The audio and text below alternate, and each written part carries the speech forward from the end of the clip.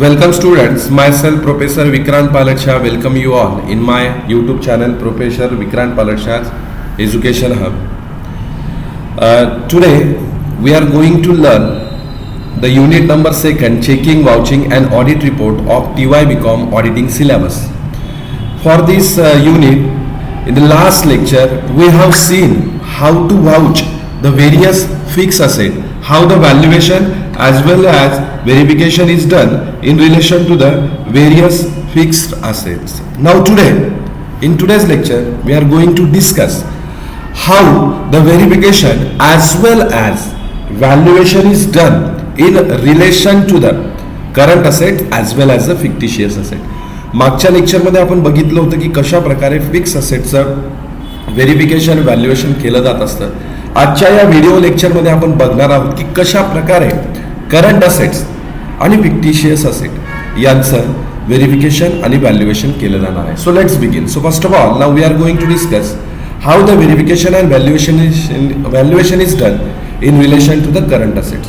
Now current assets are such assets those are easily converted into the cash. Current asset या अशा प्रकारच्या assets आहेत की ज्याचं रूपांतर सहज पद्धतीने आपण त्या ठिकाणी कॅश मध्ये करू शकतो. So now what is the procedure for that, for the valuation verification now we are going to discuss and in that first of all we are going to discuss about the how the cash in hand is verified as well as value. Cash in hand कशा प्रकारे त्याचं verification केलं जात असतं, valuation केलं जात असतं हे आपण या ठिकाणी बघूया. So cash in hand is verified by actual counting of cash. ज्यावेळेस कॅश इन हँड असेट साईडला दाखवलेलं असेल तर ॲक्च्युअल किती कॅश आहे, ती योग्य आहे किंवा नाही हे ऑडिटरने व्हेरीफाय करण्यासाठी कॅशचं काउंटिंग त्या ठिकाणी करणं आवश्यक आहे. Cash in hand should be verified at the close of the business or on the date of the balance sheet. म्हणजे ज्या दिवशी बॅलन्स शीट तयार केली जात असेल किंवा ज्या दिवशी बिझनेसचं फायनान्शियल इयर क्लोज केलेलं आहे त्या दिवसाला कॅश इन हँड योग्य पद्धतीने बॅलन्स शीटमध्ये दाखवलेलं आहे किंवा नाही हे व्हेरीफाय करावं लागेल.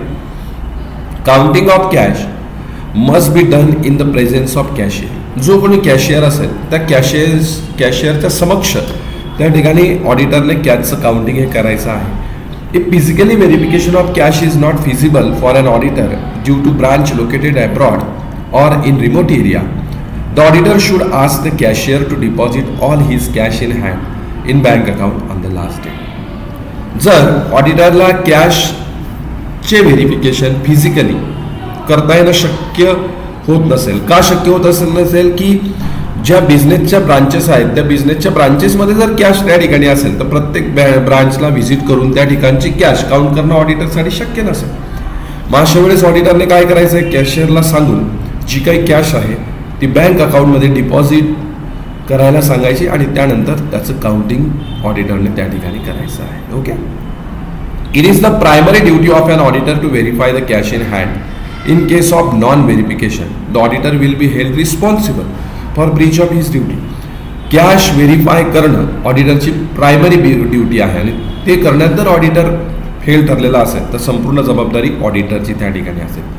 If there is a heavy cash balance in hand at any time the auditor should immediately inform the management beforehand. आणि ऑडिटरचं जर असं निदर्शनास आलं की कॅश बॅलन्स हा खूप जास्त आहे तर त्याची पूर्वसूचना त्याने मॅनेजमेंटकडे देणं आवश्यक आहे.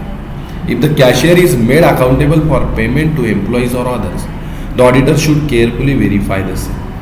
जे पेमेंट कर्मचाऱ्यांना केलं जात आहे ते पेमेंट जर डायरेक्टली कॅशियरच्या माध्यमाने होत असेल कॅशचं पेमेंट तर त्याबाबत ऑडिटरने अधिक काळजीपूर्वकरित्या त्या ठिकाणी कॅशचं व्हेरिफिकेशन करणं आवश्यक असणार आहे. So in this way cash in hand is verified.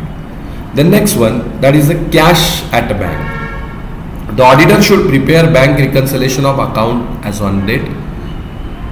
ज्या वेळेस कॅश ॲट बँकचं व्हेरिफिकेशन ऑडिटरकडनं केलं जाणार आहे त्यावेळेस ऑडिटरने बँक रिकन्सिलेशन स्टेटमेंट करणं आवश्यक आहे.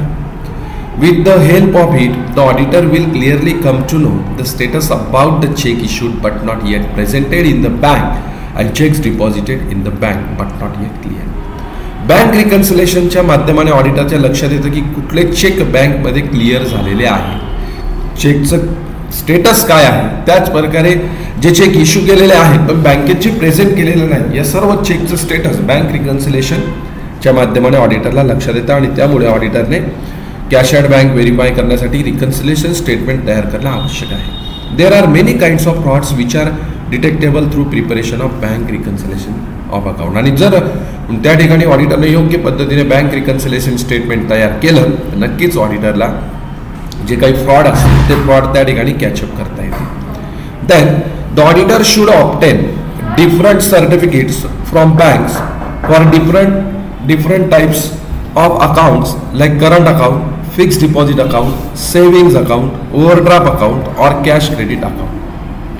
ऑडिटरने जे विविध प्रकारचे बँक अकाउंट आहे ज्यामध्ये करंट अकाउंट असेल, फिक्स्ड डिपॉझिट अकाउंट असेल, सेव्हिंग अकाउंट असेल, ओव्हरड्राफ्ट अकाउंट असेल, कॅश क्रेडिट अकाउंट असेल, या सर्वांची सर्टिफिकेट बँकेकडे मागून घेऊन त्यातला बॅलन्स व्हेरीफाय करणं आवश्यक आहे. The auditor should obtain a letter of confirmation of bank balances directly from bank. बँकेत बिझनेसचा किती बॅलन्स शिल्लक आहे, किती बॅलन्स डिपॉझिट झालेला आहे या संदर्भातलं लेटर ऑफ कन्फर्मेशन ऑडिटरने बँककडनं मागवणं आवश्यक आहे.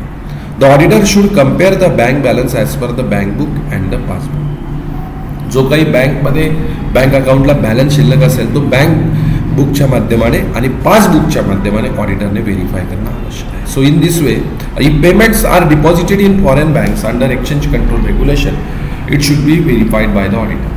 तर एक्सचेंज कंट्रोल रेग्युलेशननुसार जर फॉरेन बँकमध्ये काही पेमेंट त्या ठिकाणी डिपॉझिट झालेलं असेल तर त्याचं व्हेरिफिकेशन ऑडिटरने करणं आवश्यक आहे. So in this way auditor can verify cash at bank. The next one that is the sundry debtors. It is also the current asset that should be verified by the auditor very carefully.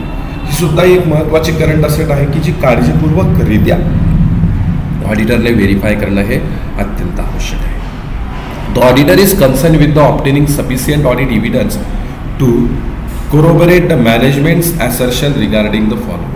तर या ठिकाणी ऑडिटरने sundry डेटर्सच्या संदर्भात या विविध मार्गांनी verification करणं अत्यावश्यक असेल. All amounts are recorded in respect of outstanding debtors as the date of balance sheet. डेटरच्या संदर्भातल्या ज्या काही मिळालेल्या अमाऊंट्स असतील, आउटस्टँडिंग अमाऊंट असतील ते बॅलन्स शीट डेटला व्यवस्थित रेकॉर्ड झालेले आहेत का ऑडिटरने व्हेरीफाय करावं. व्हॅल्युएशन ऑफ डेटर is appropriate and properly applied. म्हणजे डेटरचं व्हॅल्युएशन हे योग्य प्रकारे झालेलं आहे किंवा नाही, प्रॉपर ॲप्लिकेशननुसार झालेलं आहे किंवा नाही हे ऑडिटरने व्हेरीफाय करणं आवश्यक आहे. That all the debtors are disclosed, classified and described in accordance with recognized accounting policies and practices.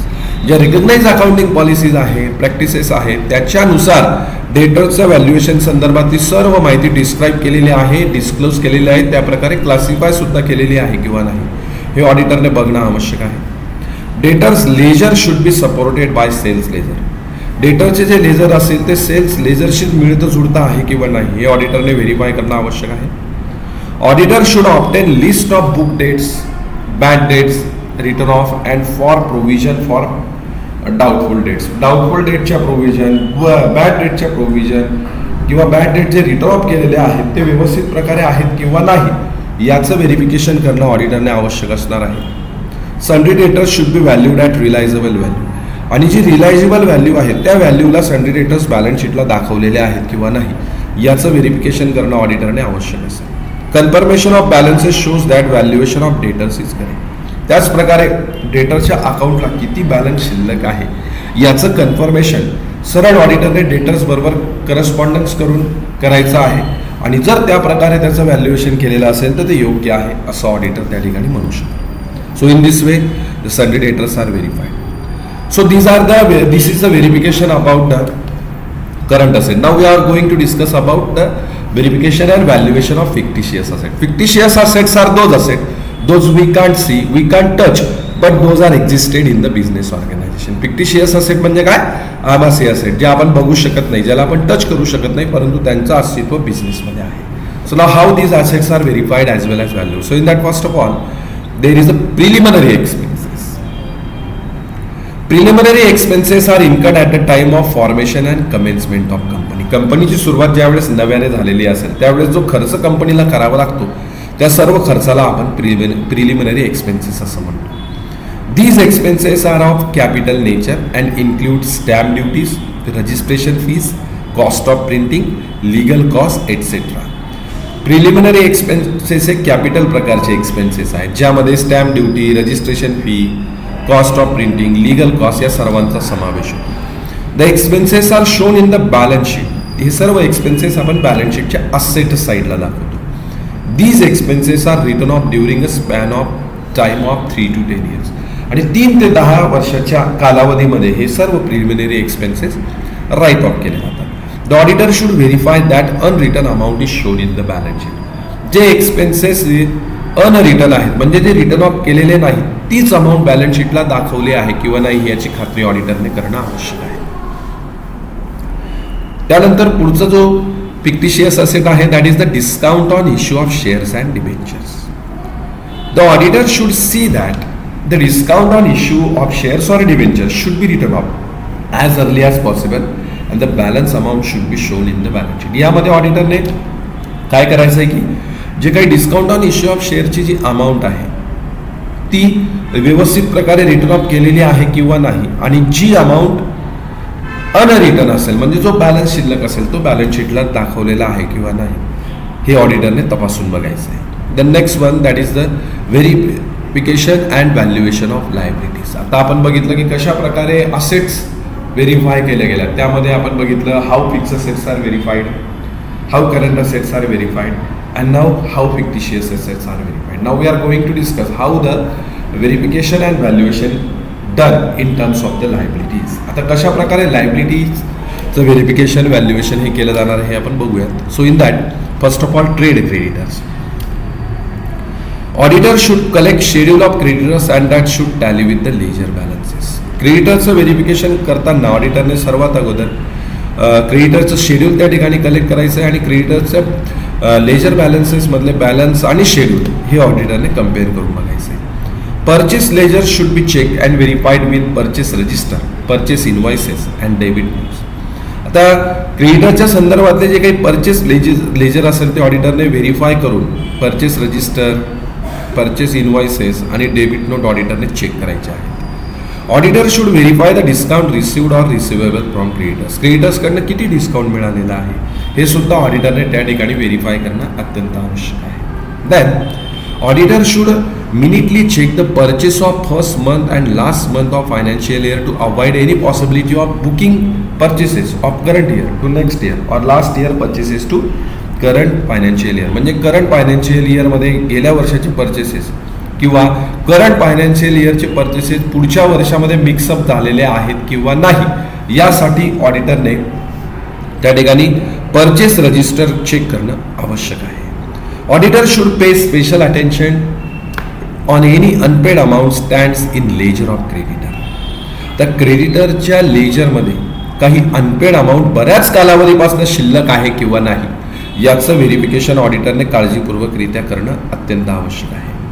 Confirmation of balances should be done directly by the auditor and if there is any kind of discrepancy that might be sorted out.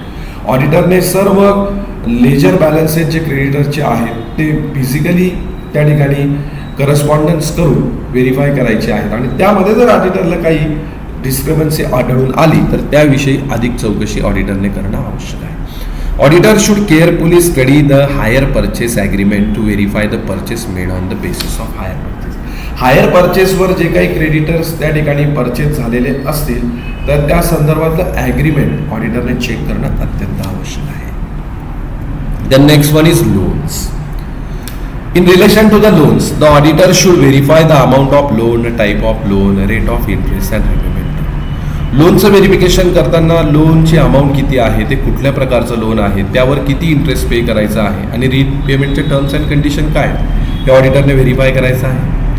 Auditor should collect and examine the agreement and certificate from bank in case of loan is granted by any bank or financial institution.